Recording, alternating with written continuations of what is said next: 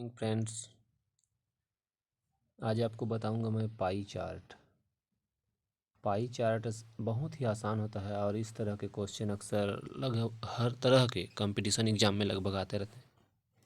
तो ये एक टीटी का क्वेश्चन पेपर है जिसमें देखो बताया गया है प्रमोशन लागत, मुद्रण लागत, परिवहन लागत, कागज़ की लागत, बाइंडिंग, रॉयल्टी, इनको अलग अलग परसेंटेज में बांट दिया गया है और इससे संबंधित 2-4 क्वेश्चन आ जाते हैं। तो हम देखते हैं पहला क्वेश्चन। जैसे कि यहाँ बोला गया है, अगर कुछ निश्चित पुस्तकों के लिए प्रकाशक को मुद्रण लागत के रूप में 30,600 का भुगतान करना पड़ता है तो इन पुस्तकों के लिए रॉयल्टी का भुगतान कितना होगा।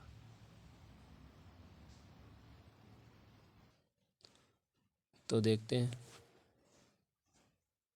यहाँ बोला गया अगर कुछ पुस्तकों के लिए प्रकाशक को मुद्रण, है ना, देखो ये मुद्रण वाला है, मुद्रण लागत के रूप में 30,600, देखो इसके लागत के रूप में कितना 30,600 बोला है।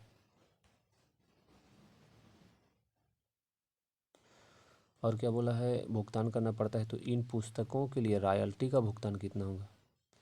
रॉयल्टी वाला बताना है हमको कि कितना भुगतान करना पड़ेगा। ठीक है, तो हमको पहले पता है 20% बराबर कितना है 30,600।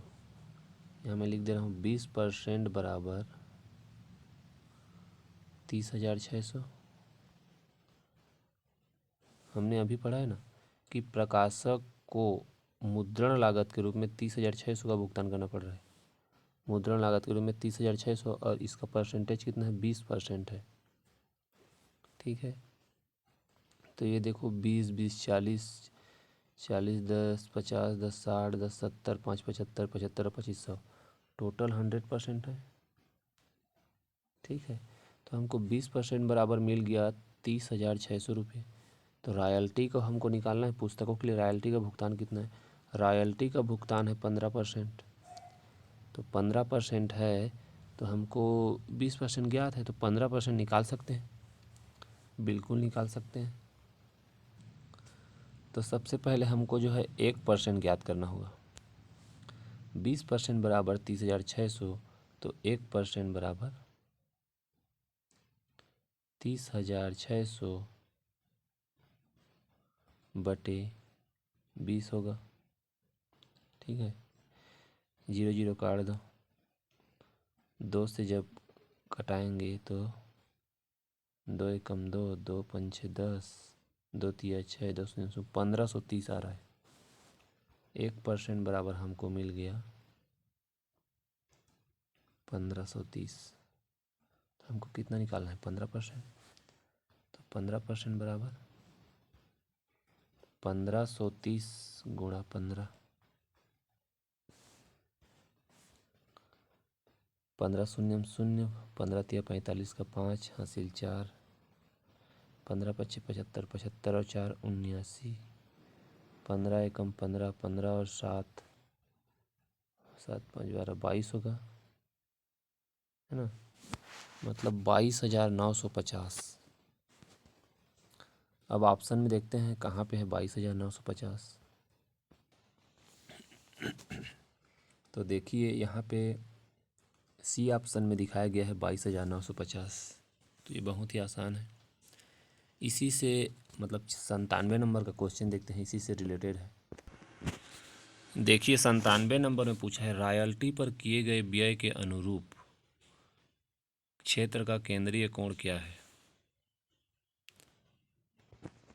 तो मैं आपको फिर से वो पाई चार्ट दिखा देता हूँ जिससे आपको समझ आए कि रॉयल्टी पर किए गए व्यय के अनुसार क्षेत्र का केंद्रीय कोण क्या होगा। तो हमको पूछा था कि रॉयल्टी पर किए गए व्यय, रॉयल्टी पर कितना व्यय किया है 15%, तो इसके अनुसार इस क्षेत्र का केंद्रीय कोण बताना है ना, मतलब यहाँ से कितना कोण बना रहा है उसको बताना है। तो आप वृत्त तो पढ़े ही होंगे, एक वृत्त पूरी तरह से कितना डिग्री का कोण बनाता है 360 डिग्री, है ना। एक सीधी रेखा की बात करें तो 180 डिग्री होता है। तो ये सीधी रेखा के दोनों पार्ट है, मतलब पूरी तरह से ये वृत्त बनाया हुआ है। तो इस टोटल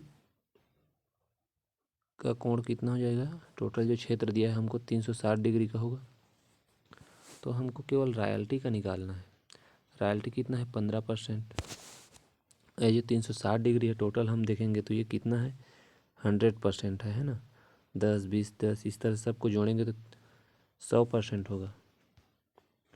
तो 360 का जो हम 360 100% है, तो इसका हम यदि 15% निकालते हैं, रॉयल्टी में 15% दिया है, तो 360 का 15% निकालते हैं तो हमको पता चल जाएगा कि ये कितना डिग्री का कोण बना रहा है। तो निकालते हैं 360 का 15% बराबर 360 गुणित 15/100। ये 0 काट दो, ठीक है। अब 15 और 36 को गुणा करेंगे तो क्या होगा? पहले इसको कटा देते हैं। 5 दूनी 10, 5 तिया 15, फिर ये 2 एकम 2, 2 एकम 2 और 2 अट्ठे 16। और अब बचा 18 गुणा 3, 18 तिया कितना होगा? 54% या 54 डिग्री का कोण बनेगा। कोण पूछ रहा है तो 54 डिग्री होगा। परसेंट में तो हमको पता है 15%। अब देखते हैं क्वेश्चन में कि 54% कहीं पे है क्या? 54 डिग्री कोण। तो देखिए यहाँ पे ए नंबर पर है, ऑप्शन ए पर 54 डिग्री का कोण रॉयल्टी पर किए गए व्यय के अनुरूप 54 डिग्री आ गया।